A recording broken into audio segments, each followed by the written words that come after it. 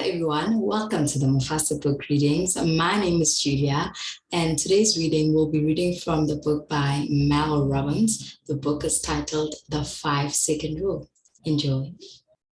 Chapter 3. What you can expect when you use it. It matters not what someone is born, but what they grow to be. J.K. Rowling.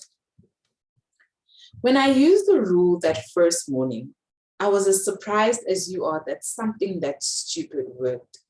Counting backwards, 5, 4, 3, 2, 1. Seriously? I didn't know why it worked. I just knew it did. I had struggled for months to wake up on time, and suddenly the 5-second rule made changing my behavior simple. Later, I would learn that when you count backwards, you mentally shift the gears in your mind. You interrupt your default thinking and do what psychologists call assert control.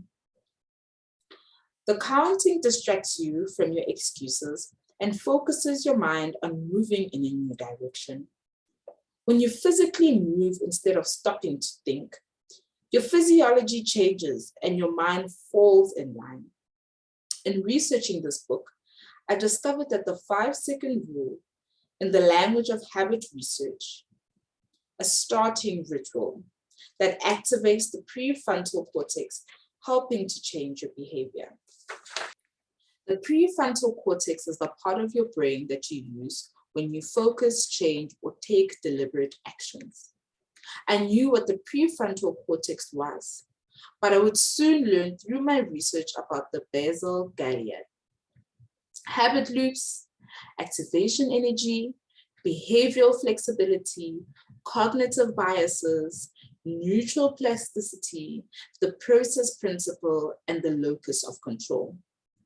I certainly didn't realize I had just discovered a singular technique that impacted all of them.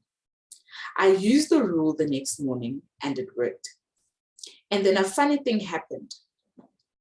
I started to see 5-second moments all day long, just like my struggle to wake up on time. If I stopped to think about what I knew I needed to do, I was toast. It took less than 5 seconds for excuses to flood my mind and for my own brain to stop me. As you use the rule, you'll see it too. There's a 5-second window between your initial instinct to act and your brain stopping you.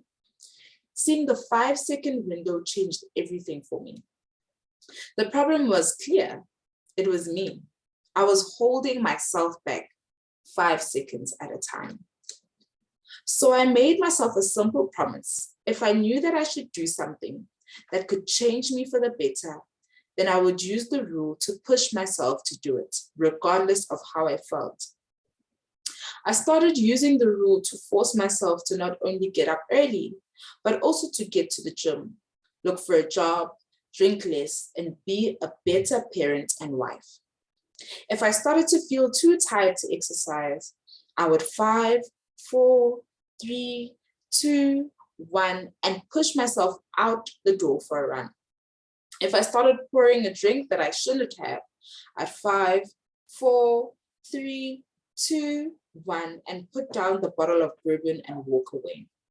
If I felt myself being mean to Chris, I'd 5, 4, 3, 2, 1, and correct my tone and make myself kinder. If I caught myself procrastinating, I'd 5, 4, 3, 2, 1, and sit down and start working on my resume. What I discovered is powerful. Pushing yourself to take simple actions creates a chain reaction in your confidence and your productivity. By pushing yourself to take the simple steps of moving your life forward, you create momentum and experience a sense of freedom and power that's hard to accurately describe. There's an important concept in psychology put forth by Julian Rotter in 1954. It's called locus of control. The more that you believe that you are in control of your life, your actions, and your freedom, and your future, the happier and more successful you'll be. There's one thing that is guaranteed to increase your feelings of control over your life: a bias towards action. Forget motivation, it's a myth. I don't know when we all bought into the idea that in order to change, you must feel eager, feel motivated to act. It's complete garbage. The moment it's time to assert yourself, you will not feel motivated. In fact, you won't feel like doing anything at all. If you want to improve your life, you'll need to get off your rear end and kick your own butt. In my world, I call that the power of a push. One of the reasons why the 5-second rule is so empowering is because it turns you into the kind of person who operates with a bias towards action. If you tend to overthink every move, you'll discover the energy and confidence to stop thinking and actually move. Using the rule strengthens your belief that you do have the ability to control your own fate, because you are proving it to yourself one push at a time. As you use the rule more and more, you'll begin to feel courage, confidence, pride, and a sense of control. The rule has that effect. I often tell people the rule will haunt you, and I mean it. That's because you'll realize you've been sleepwalking through life for a long time. Something this simple, easy, and effective is also contagious. The first person I told about the rule was my husband.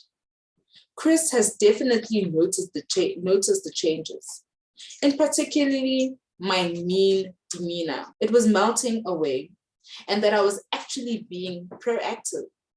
It didn't take much to convince him that there was a secret weapon mentality he was living without. He adopted the rule and used it to make some major changes. He quit drinking, started meditating daily, and exercising every morning. The rule doesn't make these things easy, it makes them happen. That's why I described it as a tool. Instead of avoiding the creditor call and bankruptcy letters, we 5, 4, 3, 2, 1 to hit it head on. I used 5, 4, 3, 2, 1 to push myself to reach out to all coaching clients to rev up the referral engine. I used 5, 4, 3, 2, 1 to propel myself to go on interviews for radio hosting gigs, despite the contract issue with Fox. Together, we used 5, 4, 3, 2, 1 to push ourselves to meet with accountants and financial advisors, to restructure our debts, to do the nauseating work, to face the hole we had dug, and get disciplined about slowly crawling our way out of it. Chris brought the rule into his business to push himself through fear, guilt, and uncertainty.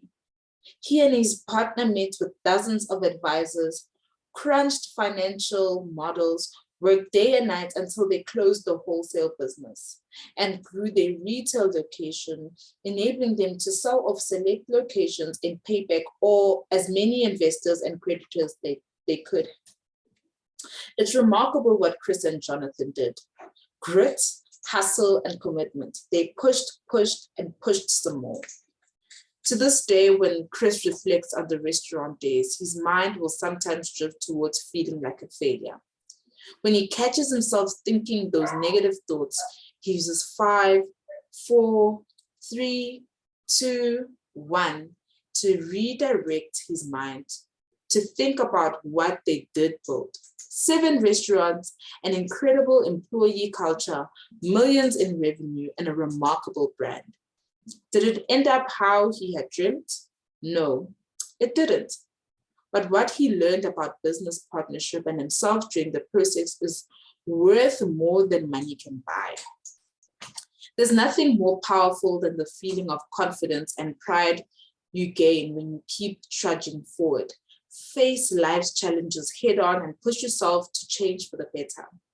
As Chris put it, the 5-second rule helped me process the experience of succeeding and failing on so many levels. Ultimately, this awareness gave me power and control over my positive and negative thoughts. Thank you so much for watching our video. Don't forget to like, comment, share to your family and friends, as well as subscribe to our channel and hit the notification bell. Thank you so much. Bye.